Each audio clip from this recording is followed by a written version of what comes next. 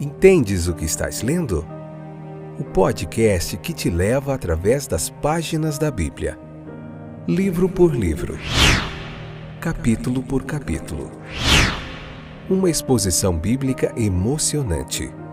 Aperte os cintos e embarque comigo nesta viagem.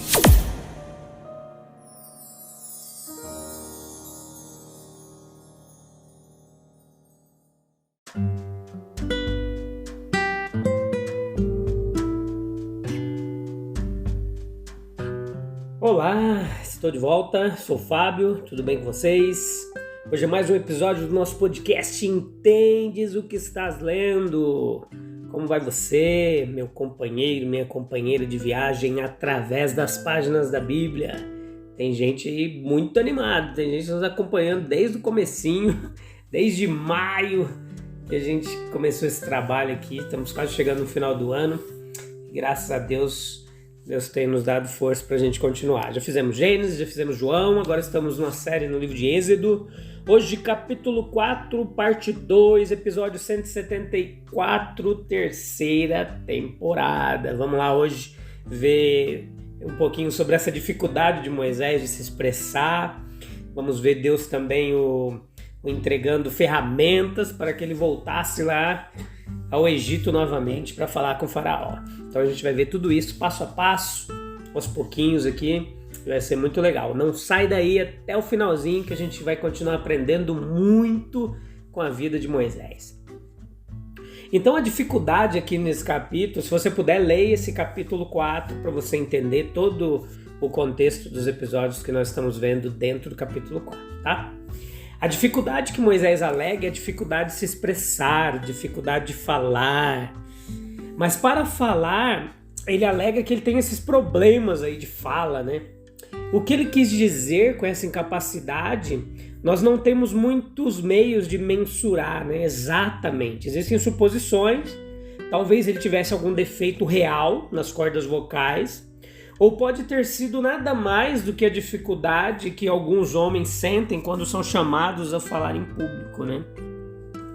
Então, nosso Deus poderia facilmente ter encontrado em outro lugar em Israel 1000 oradores fluentes e atraentes, mais agradáveis aos ouvidos do que Moisés, e ainda nenhum deles seria suficientemente dotado de outras capacidades para essa grande obra exigida. Moisés era o homem certo para aquele trabalho. Deus sabia fazer as suas escolhas. Ele estava subestimando o poder de Deus, operando por meio daqueles que ele escolheu. Então Moisés pensa que ele deveria ser capaz de ver claramente por que ele foi escolhido. E isso é o que ele ainda não consegue ter nenhum vislumbre, o porquê Deus escolheu um velho de 80 anos, pastor de ovelhas, para essa grande missão. Se ao menos ele tivesse sido capaz de sentir alguma melhora em suas faculdades naturais, teria sido um grande encorajamento, uma grande ajuda à submissão e um pronto avanço. Pelo menos assim ele pensava. Pode ter certeza de que nunca podemos pensar muito no poder de Deus. Nada, desde que seja agradável ao seu caráter, está além dele. Então perceba comigo que se ele nos escolheu para qualquer trabalho, ele sempre fará a sua escolha bem certa em nossos corações. Nesses momentos, o nosso verdadeiro e suficiente refúgio é lembrar o poder infalível daquele que nos dirige.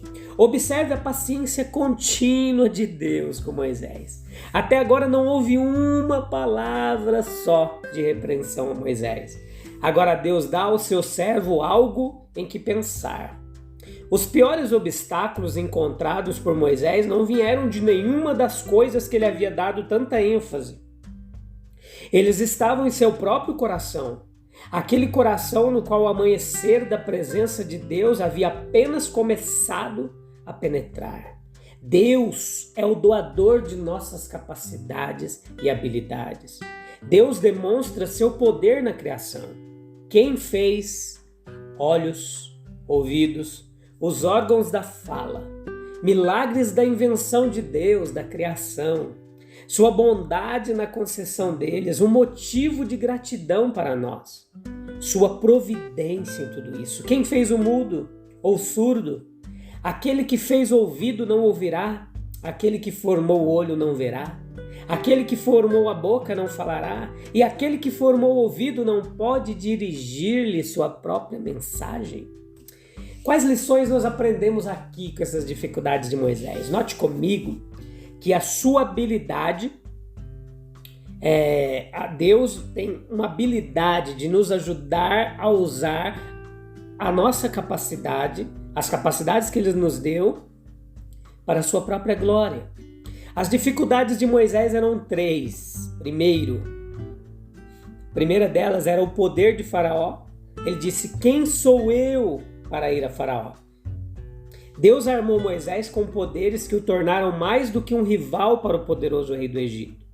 Ele deu-lhe os meios para vencer a incredulidade do povo. Ele prometeu dotá-lo de poder da palavra. E quando isso foi rejeitado, supriu seu defeito dando-lhe um companheiro, seu irmão Arão. Aprendemos muitas lições preciosas com Moisés. Entre elas estão que, embora seja certo declarar nossas dificuldades a Deus, derramar todos os nossos corações diante dele, é errado fazer delas uma desculpa para se unir, para se esquivar do nosso dever.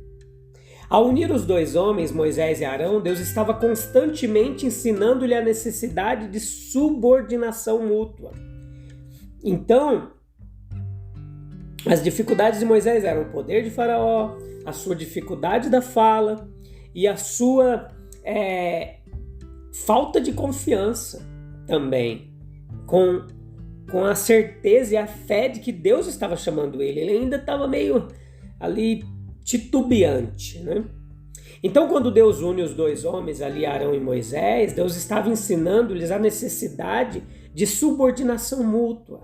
Moisés era o portador de uma mensagem divina e alegre, mas ele se sentia totalmente perdido em como ele faria para colocá-la da maneira adequada diante de todos os envolvidos. Arão, por outro lado, tinha voz e faculdade de falar, uma habilidade, uma eloquência, uma boa retórica, mas por trás dessa voz não havia até então nada de mandamento, direção e encorajamento.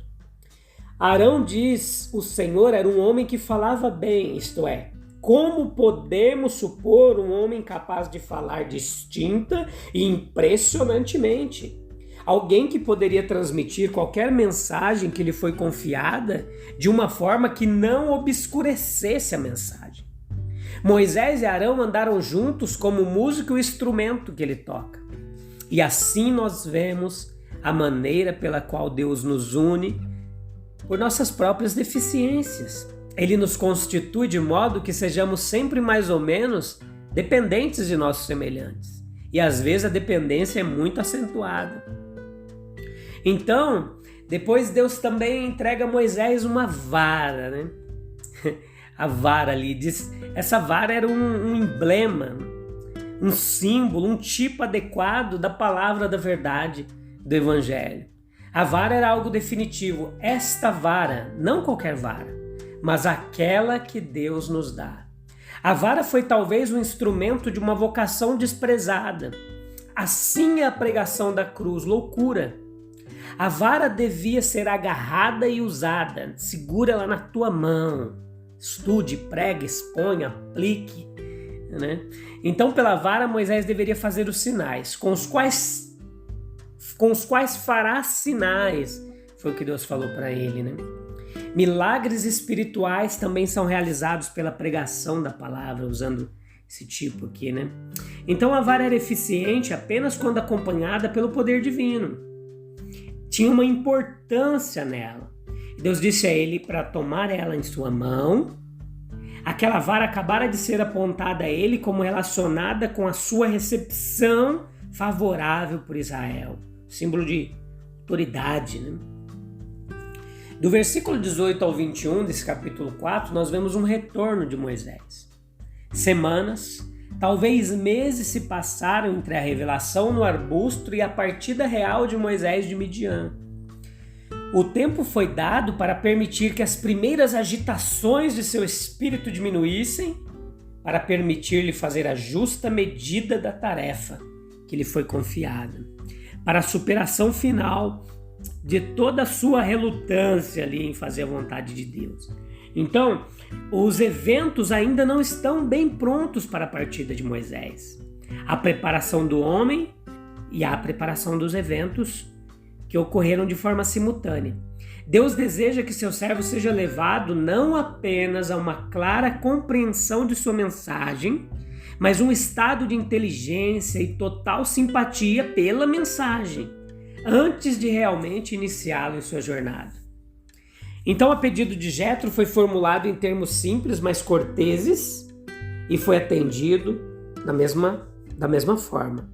Moisés nada disse sobre as revelações que recebeu, aparentemente, e a mensagem que ele recebeu foi claramente direcionada para os anciãos de Israel, e era para lá que ele deveria levar a mensagem, não necessariamente para Jétro. Teria sido uma quebra de confiança ter divulgado o que se passou entre ele e Deus sem permissão.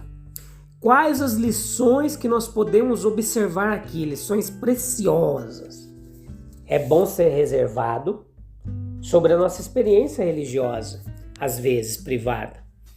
É uma marca de caráter muito bela e elevada não ser muito curioso e intrometer-se nos segredos dos outros. Quanto ser cauteloso em manter silêncio sobre aqueles que nos foram confiados. Em uma obra tão importante, cada passo deve ser dado sob a divina orientação de Deus. E a advertência não foi dada até que Deus pudesse anunciar que todos os homens que anteriormente haviam procurado a vida de Moisés estavam mortos. Isso era um conforto para Moisés e removeria pelo menos um conjunto de temores quanto à sua segurança pessoal. Deus zela pela segurança de seus servos. Os propósitos de Deus avançam com passo firmes para a realização, enquanto os mortais que pensavam em atrapalhá-los caem em seus túmulos e são esquecidos. Moisés levou consigo sua esposa e 2 filhos. O desejo de tê-los consigo era natural. Ele leva consigo a vara de Deus, que era indispensável. Por meio dela ele operaria os sinais, né? E a vara do obreiro cristão é sua Bíblia. Armado com isso, nós podemos fazer, sob a autoridade divina, milagres nas almas dos homens, confundir os mais poderosos de seus inimigos. Observe a rápida obediência de Moisés à ordem de Deus. Ele não demorou mais. Ele foi e voltou e disse: deixe-me ir. Ele não busca conselho. Ele nem mesmo espera por uma oportunidade conveniente de fazer o seu pedido. Não devemos esperar nem pelo tempo nem pelos homens. Se Deus falou, devemos obedecer. Ele não disse nada, Moisés não disse nada do que tinha visto e ouvido. Essas experiências de um lugar sagrado onde a alma se encontra a sós com Deus. Se esse lugar sagrado for profanado, a alma sofrerá perdas. Moisés recebe a permissão e a bênção de Jétro, seu sogro. Então o que acontece? Os seus medos são removidos, ele passa a ter consciência do poder, ele tomou a vara de Deus em suas mãos, ele tem certeza da vitória. O coração de Faraó ficará endurecido, mas ainda há um julgamento reservado que curvará esse coração ao cumprimento da vontade de Deus. A causa de Deus não pode ser derrotada. À medida que seguimos em obediência ao mandamento de Deus, nosso avanço é uma descoberta contínua da bondade de Deus. Então, no próximo episódio, você vai voltar comigo lá para o Egito com Moisés e a gente vamos ver no que vai dar isso. Vai ainda dar muita dor de cabeça, mas você vai ver como o propósito de Deus vai sendo cumprido em cada circunstância. Um abraço, te espero no próximo episódio. Até breve. Tchau, tchau.